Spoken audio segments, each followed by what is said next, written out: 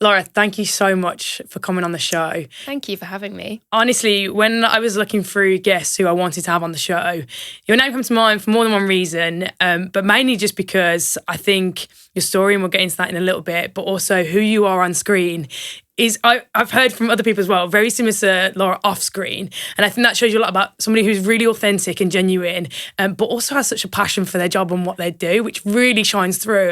And mainly what I wanted to get into starting this conversation, because when I watch you on screen, you just have passion for sport. Whatever it is that you are presenting on, you just absolutely have passion for it. And I want to delve into, where does that really come from? Did you grow up sporty, or was that just something that you've acquired like this? Because you are a fan of sport. It's not just your job. You are a real fan.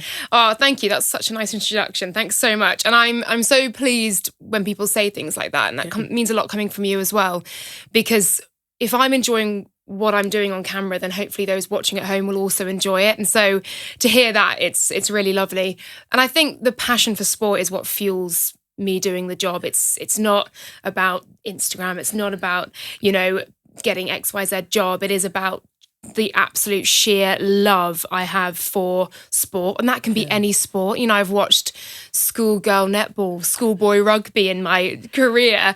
And that sport is as good as, the Olympics in a sense. If it's good sport, it's good sport. And that's what really drives me and keeps me coming back for more, and makes my job just such a privilege. But yes, in answer to your question, I grew up very sporty. So I swam competitively for 12 years for my sins. Yeah, I spent the majority of my childhood, teenhood in a swimming pool, stinking of chlorine, doing lengths after lengths. And I carried that on through to university, but equally at home as well. Sport was always on. So we were watching the Olympics, the Paralympics, World Cups, rugby, football. And some of those kind of memories you look back on as a child revolve for me around sport, around watching sport. I remember the 98 World Cup final, showing my age here, where obviously David Beckham got sent off. I remember 2003 Rugby World Cup final where England won. That was one of the best days genuinely of my life, and one of the greatest sporting moments for me in history. Certainly. Why? Huh? Why would you say that rugby seems to be a big draw for you, but just generally? Rugby. I did fall in love a little bit with Johnny Wilkinson. Here we go. As a 13-year-old girl. They're spilling the tea now. Yeah, absolutely. But I think for me, it just encapsulated all the passion that I had for sport and a team sport, which was very different to the sport I was doing as a swimmer. That it was so different, seeing a team sport and seeing us succeed in that way. And when you're younger and you're watching Team GB and England, you're sort of, you really want the national team to do well. And to see us win a World Cup.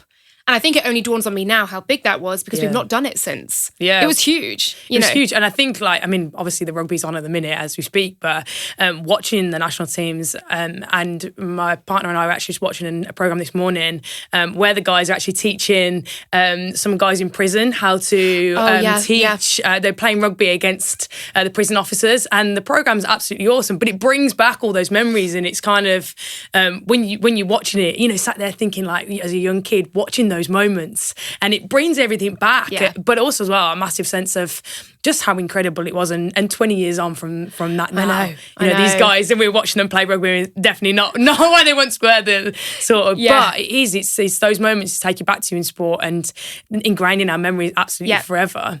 And it's incredible to hear that. I guess you were brought up around that, and was it your brother and your dad that were really into I think more my mum. Really? Yeah, absolutely. Yeah, my mum and I used to sit and watch hours of swimming coverage, the Olympics coverage. My dad probably was much more of a football fan. My brothers are much more football fans, but mum and I loved cycling, that's awesome, rowing, rugby. We were much more into sort of, I guess, those sports. Tennis as well. So many of my summer days were spent cheering on Tim Henman from like behind the sofa, just, praying that he made a Wimbledon final or finally won Wimbledon. He never did, but we never won it anyway. But yeah, like, it was formed such a huge part of me growing up and my life. Like, I just lived and breathed it. It's, I thought about it all the time. I loved it at school. I was training, twice a day. I just absolutely loved sport, competitive sport. And that hasn't really stopped. I don't compete now, though, just a disclaimer. I'm very, very much unfit relatively to what I was. But you do all the important on-screen stuff, and so making our lives and what we do way more exciting than it probably is. And I know when I watch you at Henley, you make the sport, and I can say this as a rower, way more interesting than it absolutely is. But talk about that. Why broadcasting? Why did you go into doing journalism? Yeah, it's a good question. Basically, so I had 3 big sort of passions, I suppose, growing up. That was English. That was my best subject at school. I also loved drama, which will be no surprise to many of my friends that I was prone to the dramatics. And then sport. So in a way, my career then almost sort of like, it didn't fall into my lap. My goodness, there was a lot of work, but it was a natural progression for me to find a career that combined those 3: sport, and then also telling stories, writing, reading, using words, using language to emote and evoke, and then also the drama, the performance side of it as well, which is something I've always really loved to do. And so it was a natural progression to an extent, but it was one in which I had no idea how to get into it. I did English at university, which, God love it. I can write a poem and, do creative writing and, analyse a novel, but it doesn't necessarily lend itself to a natural career progression unless you wanted to be an English teacher. And my first job was in social media and communications for the World Rowing Federation. Yeah. So again, that wasn't exactly doing the broadcasting that I'm doing now, but that's what I always really wanted to do. Yeah. I just could not think or find a way in which to do it at that time. And, looking back, maybe a degree in broadcast journalism would have lended itself more to the career path I'm now on. But I don't regret anything, because each decision I made in my career has led me to where I am now. And, you just never know what's around the corner. And I think the biggest thing is to always say yes to things. I'm a big believer in that. Yeah, for sure. And not having a 5-year plan or a 10-year plan, right? Because you never know what life's going to throw at you. You never know what's around the corner. And if you told me 5 years, if you told me 4 years ago, you'll be working in Formula One, I would never have imagined that. It was never a career path I'd set myself on. And now that's where I am. And if I'd kind of stuck fast to a prescribed pathway and plan, I wouldn't be where I am. And I just think it's so interesting to watch the different ways life can unfold and surprising ways it can take you. I'm a big believer in that. I mean, how I got into rowing was saying yes to an outing in a boat, which when I turned up, I didn't actually realise I was going rowing. I thought I was doing canoeing at the time. It shows about how much I know about rowing and where I come from. But I'm a big believer in that. If I hadn't said yes that day to going out in a boat and taking that opportunity, I never would have got into doing it and known what it felt like to be on the water. And certainly then to what came next, which was now nearly 9 years later, being at the point where I am in my career. But for you, what was that one opportunity then that somebody gave you and that you said yes to? What's that one thing that you look back on and went, that thing that I said yes to sparked everything else that's come before, like after it? What's that one thing you would say? So 2 years I did the World Rowing job, took me out to Switzerland, moved back from Switzerland and started doing work experience at my local paper on the sports desk. And that was brilliant. It taught me a huge amount and got a qualification in sports journalism from there. But during that time, I'd made a few contacts and clients through working for the World Rowing Federation. One of those was Great Big Events, who are a brilliant sport presentation company who put on all the big screens and the sights and the sounds when you go to live sports events. And they also have hosts and presenters. It's a great way for budding presenters to start to get all that experience under their belts. And I was sort of harassing them for work. And they said, look, it's not particularly well paid, but we've got 2 weeks at the Commonwealth Games as the netball presenter in the stadium if you want it. And I was like, yes, absolutely. And that's when I just got the bug. I had 12 days on the mic in front of varying crowds between, sort of 1 to 3 to 5,000 people. But it was just day in, day out, ears in, people talking to you from a gallery, learning so much of what it is to be live and to be broadcasting live. And that's invaluable experience for now. And that was the sort of seminal moment, I suppose, a moment in which I went back to the paper on the Monday and was writing about bowls and fishing, I think. And I was like, I think this has come to a natural end. Natural end, yeah. Yeah, and I decided then I'm going to go freelance. And I had probably didn't even know what the word freelance particularly meant, or certainly what it entailed. But I really just made it my mission then to find a way to make this my career. Just got hooked completely on it. Yeah, completely. And you do when you're like, live, there's nothing like live sport. And we said in COVID, and obviously with Tokyo and not having fans there, the sport is a performance. Totally. And we are the performers when you're athletes. And that's the way we see it sometimes as well. And it is about the people, everything about it. And that's what I miss about, going to Tokyo the most and COVID. And unfortunately, it went ahead and we got to do our job, but it felt like only half a job at times. And so... And heading towards Paris, that's what I'm probably like most excited about, is bringing back that performance. But then the buzz around it, because, you feel that buzz then even just doing your job and what you do. But then there are millions of people that go and watch it on the TV, and then the thousands of people that are sat there in the stadiums. There is like no feeling really like it. There's nothing like it, no. There really isn't. And I remember I was lucky in my first job with the World Rowing Federation to go to London 2012. So I was 22, 23. And I remember the day I got my accreditation through to say you'll be going to the Olympic Games. It's an experience. Oh my God, a home Olympic Games at the age of 22. I was like, I'd say I've peaked. Yeah. Life has peaked. That's it. Little did you know. Yeah. At that time, though, it really felt it, because I'd grown up watching the games. I was so invested and so loved Olympic sports, the likes of rowing and swimming and so on. And I just felt like that was a dream come true. And that was one of those big moments where I can still remember, they talked about the Eton Dorney Roar. I can still remember the crowds and the excitement and the feeling of joy that I don't think we don't get too much of this in this country anymore. But that feeling of just freedom and joy that the games brought to London and to, wherever you were, it was magical. It was so magic. And that just affirmed everything I knew and thought I loved about sport. It just made it all the stronger. And so it's no wonder really that if you were addicted to that, you times that by 10, and that's what F1 is. Oh my gosh, yeah. So it's no wonder that you got into, I guess, the whole experience that F1 is. It's not just about the weekend in, weekend out stuff, the actual performance side of it. It's the whole package that comes with it. And talk to me a little bit of how you kind of got into doing F1 and what was the draw to it really. And I guess the opportunities that you got along the way. I know that you got a big opportunity, which I hope you speak about a little bit now, in the World Rallycross and what that led to, and obviously now your career in F1. That's it, and it comes back to just say yes to things, right? And I say this, and I'll caveat it in a minute, but basically in April 2019, I got the chance to present 4 rounds of the World Rallycross Championships. And I had these emails coming in and I said, this is, yes, sure. Signed the contract and then frantically Googles, what is rallycross? Because I had never come across the sport. I'd never done it. I'd never done motorsport. I'd never particularly shown much of an interest in motorsport, but I was always up for doing something different and trying whatever I could.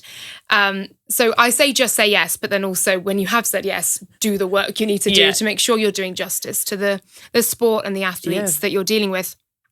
And did the 4 rounds of rallycross, and I was so well looked after by my colleagues who really taught me a huge amount, showed me the ropes, made it a much more comfortable experience than it could have been. They could have hung me out to dry as the newbie with no idea, but they were amazing. Andrew Coley, the commentator there, shout out to him because he is a lifelong friend now, and he's an amazing human, one of the most generous people I've ever worked with.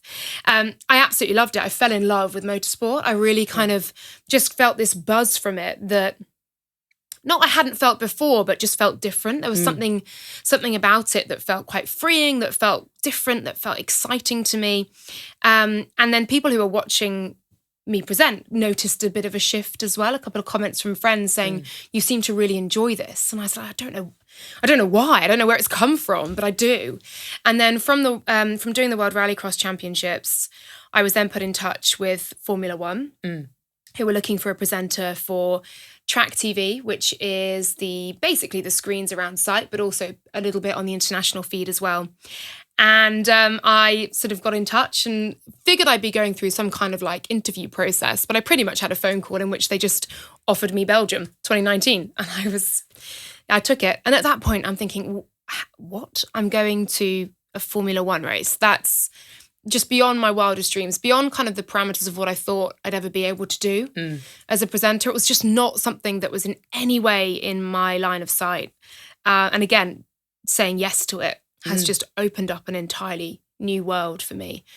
And so for those who are fans of Formula One will know that at Belgium 2019, I both saw the very best, but also the very worst of motorsport. So tragically, in Formula 2, a driver died. Antoine Hubert, he crashed in the sprint race and died on the Saturday. And it was absolutely awful. Just one of the worst moments. And I'll never forget, I was in the pit lane at the time. I was reporting on F2. So first time I'm in a live pit lane. I'm just trying to kind of get to grips with what's going on. And the crash happens. You see it on the big screen. And there's this silence that you hear in the racetracks are the noisiest places ever. But the silence you suddenly feel, like kind of feel it in your gut when there's a big crash, when something like that happens. I'll still remember that. It was awful. It was horrible. You absolutely beautifully segued into that, because I wanted to talk to you about that, because not only this is your first F1 race, right? At the formidable Spa circuit, which, it can be renowned for its crashes. Exactly. It can be renowned for a lot of drama that goes on there. But not only is that your first job there, but this happens. What's going through your head at this moment of how to do your job? And because in that moment, you've got to have some level of sort of resilience about you within professionally to be able to go, how do I deal with this situation and continue to do my job? Yeah. And what goes through your head at that point of, this is my first ever F1 race and I need to navigate what is one of the most marked weekends in F1 history now. So what's going through your head at those moments? I think twofold. Firstly, you're very aware you have a huge responsibility now because the Formula One race went on the next day. F2 didn't, but Formula One still raced. So you have to hit that tone right. You have to say, right, we're still racing. We're racing in memory of Antoine, but we're racing also with a somber atmosphere around the track. And equally, I felt it wasn't about me. I was enormously intruding on the grief of a world that I'd only just stepped into. And so I felt really aware that it wasn't about me, and I just had to put my head down and do a job.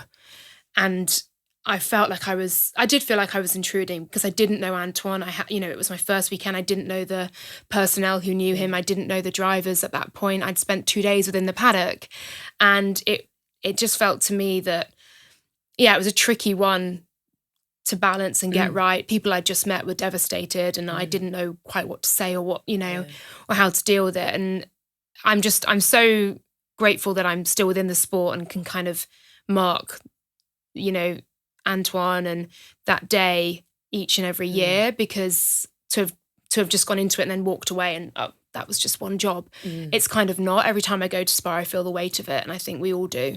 And it's nice to be able to mark him and to celebrate his life and to honour, the way that he lived. And this year we actually, at Spa, we ran the track in memory of Antoine Hubert, Pierre Gasly's initiative, and it was beautifully marked. And it was pouring with rain because, of course, it's Spa. And I ran the 7K in the pouring rain. Wow. Longest run I've done for ages. For those who know, I don't particularly enjoy running, but I've made myself run every track this year, which is a really stupid thing to do. But anyway, and Spa's obviously got quite enormous hill, and it's very hilly throughout. And but that's the track run I'm the most proud of, and very grateful that I was there to be able to do it. And it was a beautiful occasion that marked. And grief is a complex thing. For sure. It's one of those experiences that you go through and you don't know how to navigate it. But also as well, it's an experience that when you go through with others is easier. And I saw the run that happened, and I couldn't help but feel it's part of community as well. It's about people coming together and going through that grieving process together. Yeah. And though you were obviously at the very, very early stages of your career in F1, it must feel incredible now to be at the point where you've been through that journey and can sit side by side with people like Pierre and almost had that relationship to go, I kind of have seen into your world and what has happened and to do something remarkable in running every track. And it definitely feels like a moment of the community coming together, because at times it feels like, in F1, obviously there's all these fractions and there's always the drama and there's always something going on, and we see it in the documentaries, we see it in the series, we see it in Drive to Survive. But I think there is this real part of it is that there are people and what their jobs are is dangerous. There's a real life element to all of this. For sure. And I think when people say, F1's boring, it's not a real sport, they just drive around in circles, they are inches and millimeters away from just a crash, from a result that could mean their career is over, from that they are on the limit. And when you see qualifying sessions like we had in Monaco this year, when you see races where they've raced in the pouring rain and they've got no visibility but they're still on the limit, it's extraordinary. It is extraordinary, the forces their body are put under as well. Their bodies are put under when they come out of the car to speak to you and they are exhausted. We've got heart rate data now in F2 and their heart rates are sitting at 200 beats a minute. Which is an athlete, I know how unreal that is. It's a horrible feeling. And then you're making snap, like millisecond decisions on that. You are, as I say, driving on the limit. You have to have the reactions faster than a cat. It's just, it's an amazing sport. And the physicality of it is extraordinary. It's not something you really appreciate watching F1 as maybe a casual fan from the outside, but when you actually are sort of within the paddock and see what these guys are going through, it's I have full respect to them for what they do. And you can see in the passion and the way you talk, you're such a big fan of it, which is what I love about it, because that really reflects in what you do on screen. Thank you. I guess for a lot of people, when they think about F1, it's very male dominated as well. Yeah. Like it's a lot of male fans. I know myself as an F1 fan, the guys at training even sometimes a bit shocked and they go, you say you're an F1 fan and you're a woman. So I always wondered about how you found it and your experience going through the process of being now on the front line of one of the best broadcasters now in F1 and being on the circuit all the time with the guys, and potentially any challenges you faced of being a woman in a pretty male-dominated, both fan-based and also as well, I guess, broadcasting sense as well. Yeah, for sure. I think I've always felt incredibly welcome in the paddock. I think there's an element of maybe in your first few races that, I am a woman in this world, and you get looks and stares and whatever else as you walk through and you're doing a job. It's certainly taken me probably until maybe toward the end of last season, so kind of 3 years in, for me to feel like, okay, I think I've broken in and I belong here now. I still, to a degree, at some points feel like the new girl. I'm still asking stupid questions and rules still come up that make me go, hang on, how is that a rule? I'm learning all the time. I think that's something that's amazing about Formula One, is that it is constantly evolving and constantly challenging. I think there are some incredible women on screen. There is a huge amount of on-screen female talent that we see and that I work alongside in a number of different countries as well. Italy, Germany, Brazil, Finland, the UK. Brilliant broadcasters. Yes, though, when you look further afield, it is a male dominated space. Certainly if you look within the garages and on the pit wall, you have far fewer females. And that, I guess, can be challenging. For me, I've never felt unwelcome or discriminated against or disrespected, really. It's just not something I have felt, whether I'm sort of not immune to it but naive to it, or choose not to let it bother me. I think where I do see it and where it is more obvious is online in the fan base. And it has taken until now, really, for me to not relentlessly get the comments of she's the token female, or she's only there for one reason, or variety of that kind of attitude. And you still see it, though. You will still see it whether you are the likes of Laura Woods at the very top of her game. Women still get that in sport, because for some people it is very challenging to see a woman in what has been typically a male space. But from the age of 7, when I started swimming, my gender was never any form of barrier to me, to doing sport, to talking about sport. And I never saw it as such. And I was very lucky in that sense to grow up with a complete immunity to feeling like I didn't belong. I just fully believed sport was for everyone. Sport was for me, and I was going to be involved in it for the rest of my life. And so I kind of carry that attitude into the broadcasting I do as well. It's taken a while though for those comments to, even though you know they are so ignorant and so stupid and they shouldn't matter. You shouldn't care one bit. You should care about what your close ones, your friends and family, and what your bosses think. They can get you. They can speak to that critical voice inside you, which goes, see, I told you you weren't very good. Told you messed that up.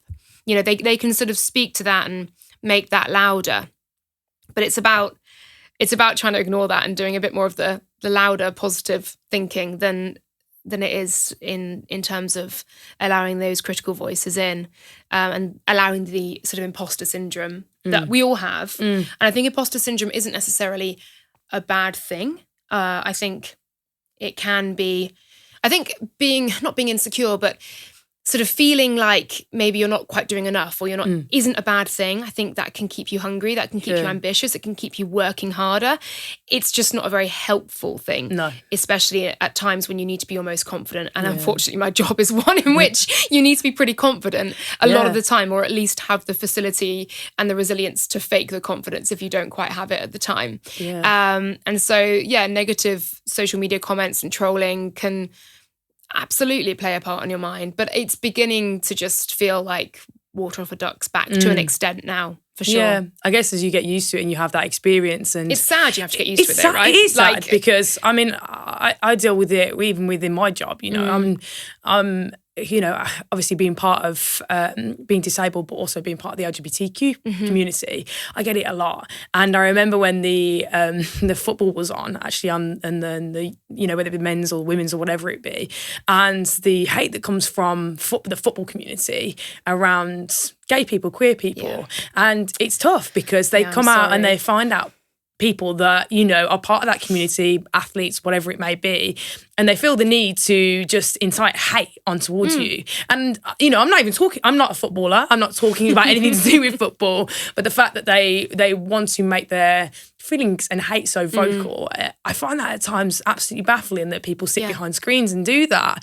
But in another sense, I'm now a bit more used to it, and I think year on year I find that I build the part of that resilient part of my brain that I find myself going, well, it doesn't really matter that much, because what matters is that I'm out, I'm visible, and I do it for me, and I'm happy. Yeah, and I think that's what I think about. And when I've had some really cool conversations with other female broadcasters as well, and talking about showing their personality on screen and not being afraid. Even that's the way you dress. That's a huge thing, right? Actually, just sorry to cut across, but that's a huge thing. Is about showing your personality on screen, because that's terrifying. So you can be a presenter, but kind of be a little bit wooden or a bit robotic. And I've definitely went through, the early part of my career when I was a bit more like that. And when I first went into Formula One, I was holding so much back. And Will Buxton, my co-host for F1 TV, he would say to me, Laura, the Laura I see off camera, who's having a drink with me in the bar,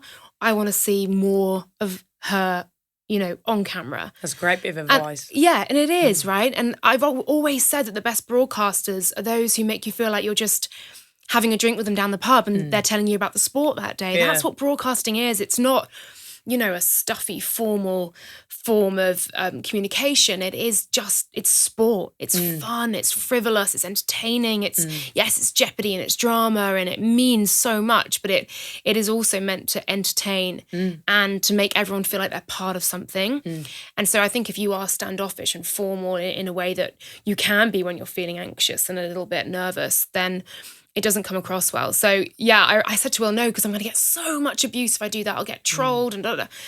And then we had one show where he just was messing around all the time because he does that on air, and he knows exactly what he does. And it made me have to sort of like go to that level to match him and for us to have that on-screen chemistry. And he was like, that was your best show ever. And I was like, Will, no, it's not. No, that was awful. Oh my God. And was so anxious about it. And then, from there, he was like, no, it was. Watch it back. And it was. And it was fun. And so now I always go into a broadcast wanting to show my personality and to have fun. Like I said at the start, if you're having fun, hopefully those watching will feel a sense of that as well. And it's so important to inject your own personality into it, but it's equally so frightening because you want to keep a part of you sacred and special and private and detached from what is the public persona of you. But it's about being vulnerable, I suppose. Yeah. And it's really interesting to hear you talk about who Laurie is off screen as well as on screen and matching those two things up. I think a lot about it in the sense of the changes that I've made in my career of Lauren on the water, off the water. And a lot when I was a younger athlete, I honestly thought that I needed to be a clean-cut athlete, say the right things, I need to talk about journalism. If I was coming to talk to somebody like you as a young athlete, I'd make sure I'd say all the right things. I'd be thanking the right people, thanking my sponsors, and I'd have a script almost. And I used to just reel the same script out again and again and again without anybody knowing who my personality was, what I was interested in, who I really was, even down to the point of when I first started rowing as well. Rowing has one of them reputations for being a little bit middle class, a little bit white middle class. And I tried to play up to that a little bit in the sense of I would try and dilute my Birmingham accent a little bit and get a bit more of a southern accent. And I think it was things I was so self-conscious of. And after a period of time, I just thought, who am I trying to fool here? Who am I trying to fool? Because it's just making me feel anxious about myself and who I am. And actually, I really do like myself when you strip away trying to put the fake act on. And there was part of me that I got so far down the line of I got to the point where I was so anxious I didn't want to leave the house. And whether it was in the way I looked or the way I felt or the way I even spoke, I felt like I got to the point where I was trying to filter everything that I just couldn't filter it anymore. And I just thought, I can't even... So you'll get found out. Yeah, the sanitized version can only last so long. And I just thought the mask kind of slips, doesn't it? And I felt this sense of being like, well, what's it for? Who am I doing this for? Because it's definitely not for me. It's not making me feel great. And then I got to the point where I started to strip that back. I started to strip back all those elements of the sort of fakeness, as you would want to call it. And I started injecting myself into things. And that's when I noticed actually, not only was people more interested in who I was, but my performances were actually getting better. I was starting to perform better on the water. I felt like I could show up to work and just be myself a little bit more. And definitely, it sounds so much like what you're saying there is you've definitely learned to love it a little bit more because you can turn up and just be silly, be a bit stupid, but also show your passion for it a little bit more and not feel like, oh, well, people will make comments online. Yeah, and worry about what you're saying and saying it the right way. And obviously, as a broadcaster, you do have to say things the right way and you have a duty to tell the story factually and correctly and to not necessarily show bias and be objective. And I do that. I try to do that the most respectful way I can. But you also need to have fun. You need to have a laugh. And as soon as I've started doing that, like you say, the reaction to it has been great. And, if people are enjoying it, then it doesn't matter that.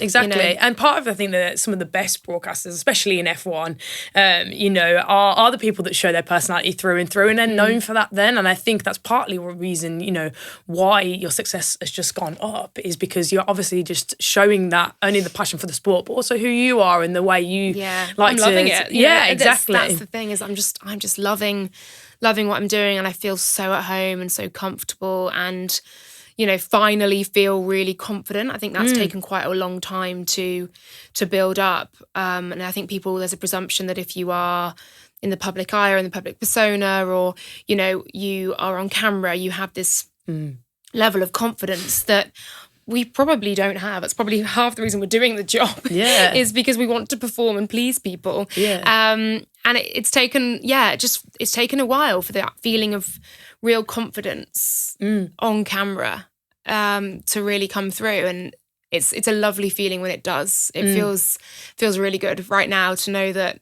I feel like I'm doing some of my my best work. I feel like I'm really enjoying it, and that the reaction is good and people are happy. And and I always find almost listening to you there, you're at a place of probably where I'm at in my career. I'm enjoying it. It comes easy. I'm confident. But there was a place where I very much didn't feel like that. I was at a point in my life, even just a couple of years ago, where I didn't feel like I was the Lauren I am now today, and I didn't have the level of confidence that I have. And I was actually in a pretty bad place in my life with my mental health.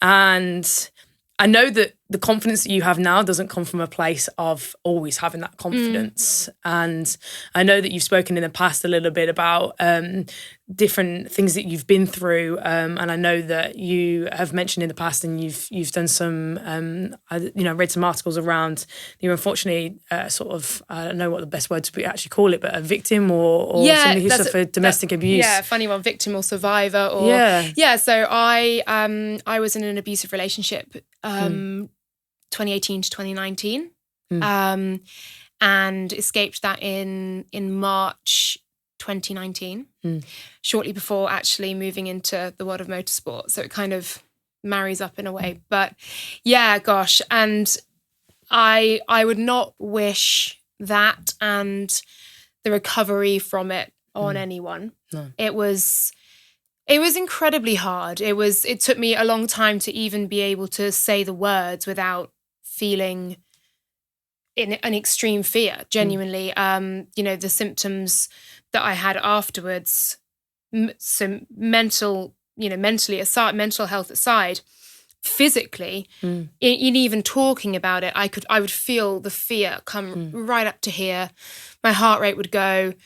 It was fundamentally, it was PTSD really of what I went through and of being attacked.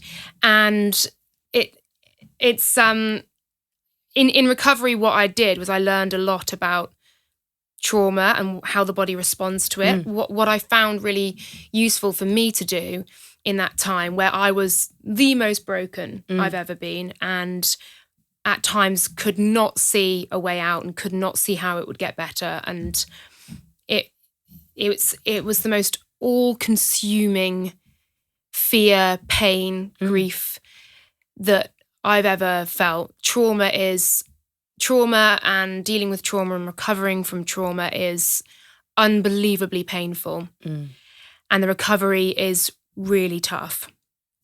But I found what was helpful for me was to read about trauma and kind of read around the science and the sort of biological impact on the body of what trauma does. So I knew if I had a thought, even though I would still feel the horrendous things that my body was then in reaction to, I could be like, right, I know my heart rate's gone up because of this. That's adrenaline, that's cortisol. And it kind of helped me. It didn't make it go away, but it helped me rationalize it a little bit.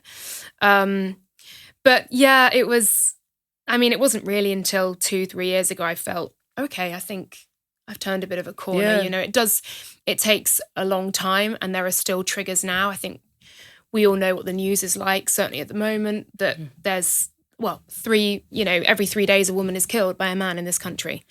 So, and if you imagine if that hit the headlines the way some do every 3 days, it's very triggering. Yeah, of course. I just think it's so incredible though it's one thing going through it, but then being at the place you are now, it takes a real person with real resilience to be at the point you are now and to have gone on the journey that you've gone, and to still sit here going, and I'm still on that journey, and I'm still becoming the best version of myself, whilst also going, some days, you know what, are really difficult. Some days I'm about 200 steps back even. And I think there's real honesty in that, to say that, and I know I talk about it a lot in my mental health journey. I can sit here and say to you now, I don't think about, it being very dark and having this dark cloud over me every day. I don't think about having suicidal thoughts every day. But there are some days where I think to myself, you have been in that place before. You don't want to be back in that place. You need to do something about it. But there are some days where I just think to myself, where are we going here? And some things are triggering for me. Some, situations I put myself into are very triggering, and it's about navigating that for me. I've made conscious choices in my life not to go to certain places, be in certain situations, because I just know that if I'm in those spaces, it's just not not great for me in my recovery. But I think part of that is understanding yourself. That is part of the recovery process That's of huge, doing the best for you. Yeah. And at the time when I was going through that, I thought, well, you've just got to be resilient to everything. And actually what I learned along the way was, it wasn't about doing that. It was actually, I was the most resilient when I was the best version of myself. And you know what? The best version of myself looks like putting myself in those best spaces. Yeah. And if that's having boundaries to protect myself, then that's okay. Yeah. And it very much sounds like you're at that point where you're on that journey where you're going, I have these boundaries, and that's helping me be more confident and navigate this journey more. Oh yeah, absolutely. So I think two things helped me in a way in my recovery, two sort of schools of thought in a sense. And so I spent a year or so in therapy afterwards trying to deal with it. And I went in there and I remember my therapist said, you walked in with your shoulders up by your ears, breathing from the top of your chest, unable to, and I think looking back, I didn't quite understand the true physical effect and impact that it had on my body. It almost seems now looking back like that was a different person. I can sort of detach myself from that person sitting in the hospital on the night, from what I went through afterwards. I lost a huge amount of weight. I was sort of having what I didn't realize at the time, but now look back on, were probably panic attacks sitting on the tube or in a crowd or situations which caused me a bit of stress, and my cup was already so full, it just ran over. And I think one of the most painful but equally freeing things that was said to me was, there is no end point. This isn't A and there isn't a B. No.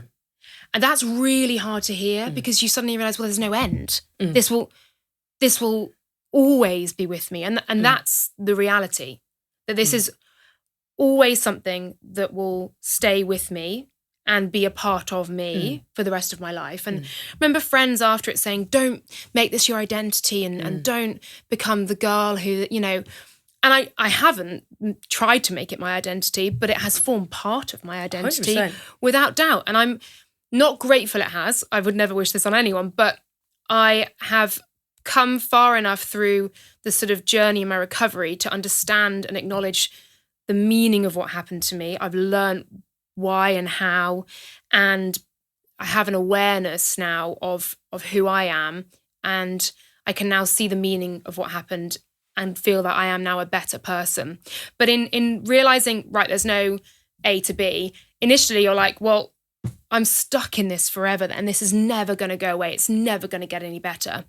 And then if you flip that, actually what you can really think is that, well, I've got no standard to hit. There's no goal. There's no target to hit.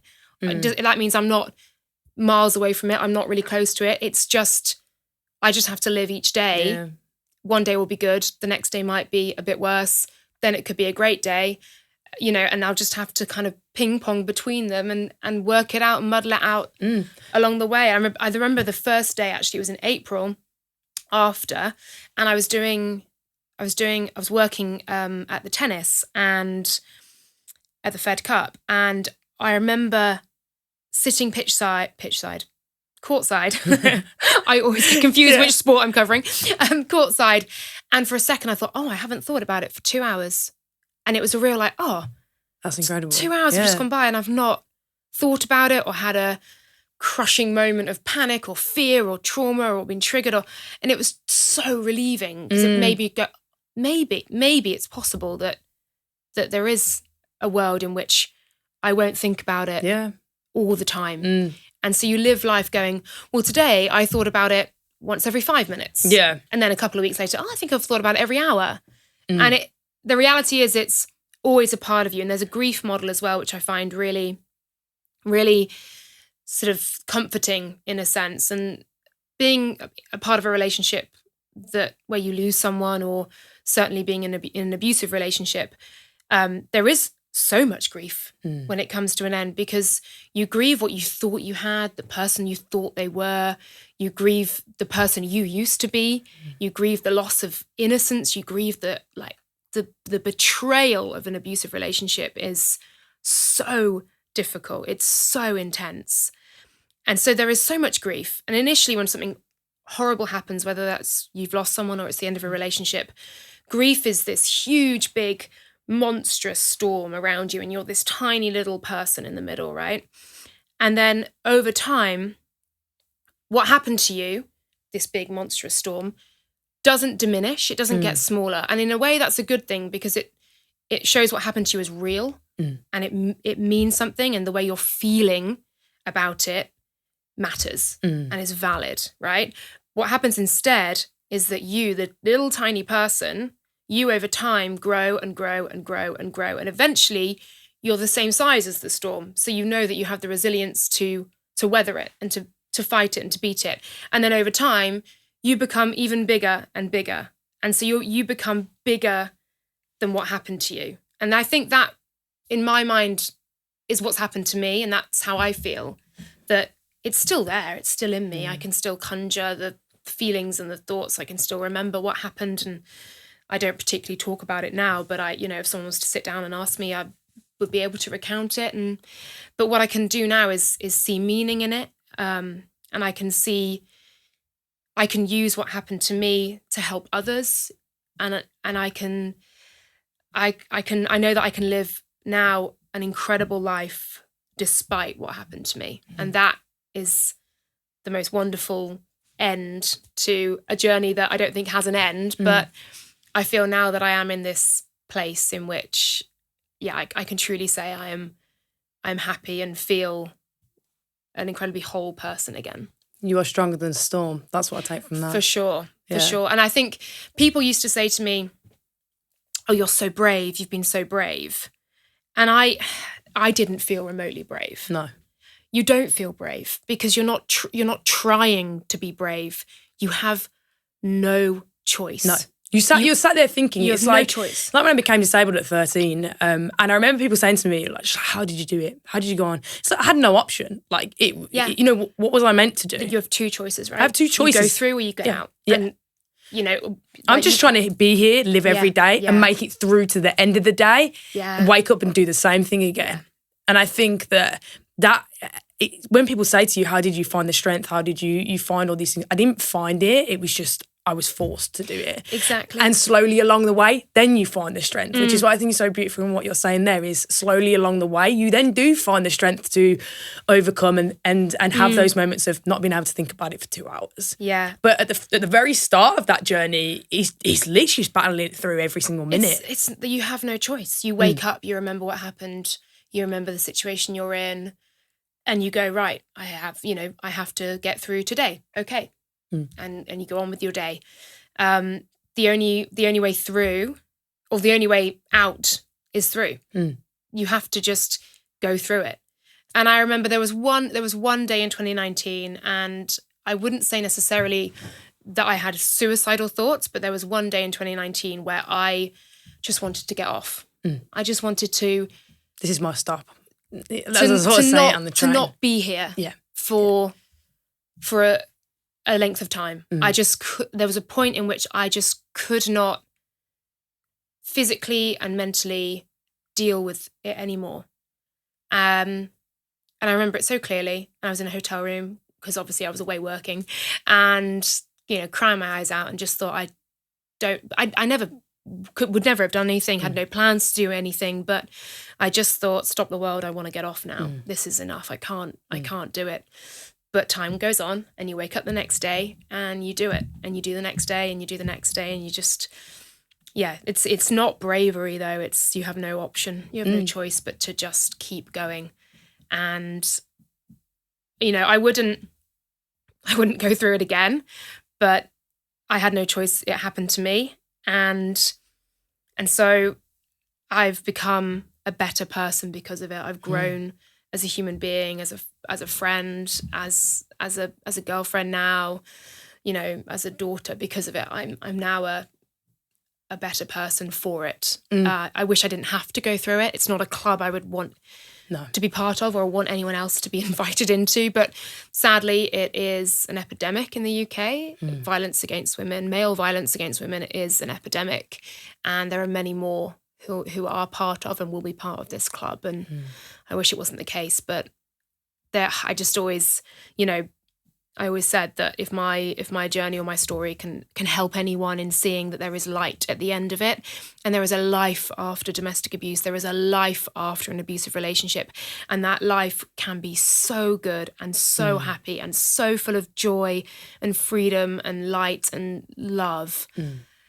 You've just got to hold on. And you're embodying that. Thank you so much for sharing that story, because I know thank you for asking. Going through, I mean, I've not been as far as domestic abuse, but I've had abusive relationships, and I know what that feels like. I know all those feelings that you're talking of, but also as somebody that's been through mental health, speaking about my mental health, and got to the other end and had people say to me, thank you, because just one bit of what you've said is related, and there will be one person, hopefully, listening to this today that will feel the way you feel, and hopefully will go on to, whether it be your Instagram, even though we know social media isn't real life, but I really do feel like with you, we are getting a glimpse into your real life and see that you just embody passion for life and lust for life as well. Thank you. Because I can imagine going through something like that, you almost have that gratitude then for what you do now and the life that you get to live now, and the relationships that you get to have, and everything is just that bit sweeter. And it's so great to hear you talking about relationships and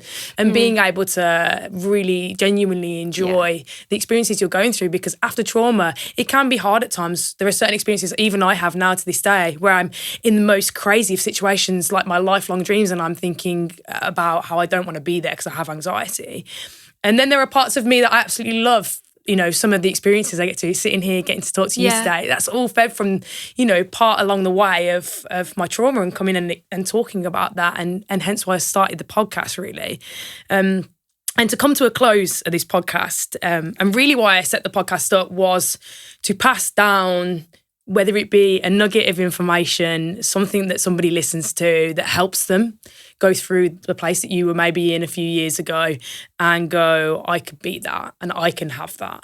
And I love to close out the podcast with asking every guest that comes on, what's that one thing that's kept their head above water? It could be an attitude that you've had. It could be a piece of advice that was given to you that you now adopt into your daily life. But what's been that one thing for you, Laura, that's kept your head above water? I think it's a great question. And there's probably a number of things that did. Friends, family, loved ones, kind of aside, because they were there and they were amazing. But ultimately, actually, it's only you who can pull yourself through it. It has to come from within.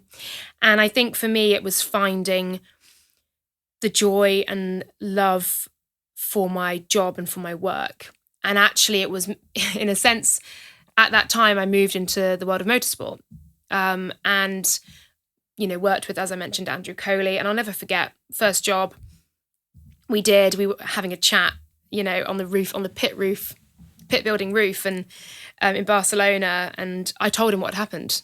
I'd come into a new sport where no one knew me, no one knew the past, no one therefore had any preconceptions of me and who I was and what had happened. And I told him what had happened and just said, this has been a great weekend because I've been able to just not think about it, and I've been able to make connections with people who don't know, and it's been really refreshing, absolutely. And actually finding a passion for something new, forging therefore not a new identity, but a different identity in a new sport, in a new world, and then just creating a new life from that was what I think has really kept my head above water. I threw myself into work. I almost, perhaps to my detriment at times, that I kind of pushed it all under the carpet and just forged on and worked and fell apart a little bit when I came home and was on my own. But ultimately, it was finding something, in the job that I do that I was truly passionate about, and holding on to that. And that was then kind of your North Star. That was kind of what guided me through it. If I was working, I felt like I had a purpose, an identity. I felt like I could be truly myself. And even if I did fall apart when I got home or fall apart in the evenings, I'd have had a couple of hours of joy that day. And that kind of was enough to get me through at the time.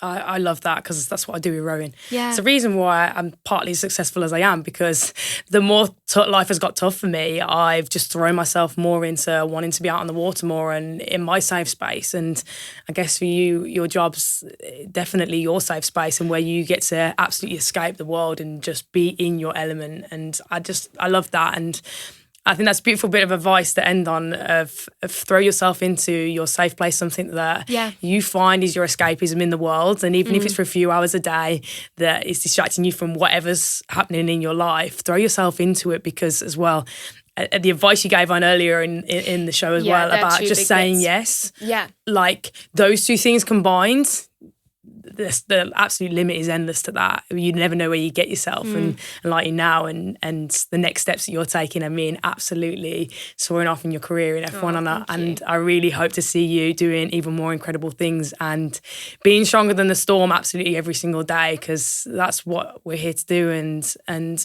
fundamentally what makes you you. So thank you ever so much for coming on to the show. Thank you so much. It's amazing to hear kind of some of the things that you've been through as well, the way that what you say resonates with me, and hopefully what I said as well, we can both sort of understand the meaning of that. So thank you so much for having me. I appreciate it. It's been great. Thank you for listening, everyone.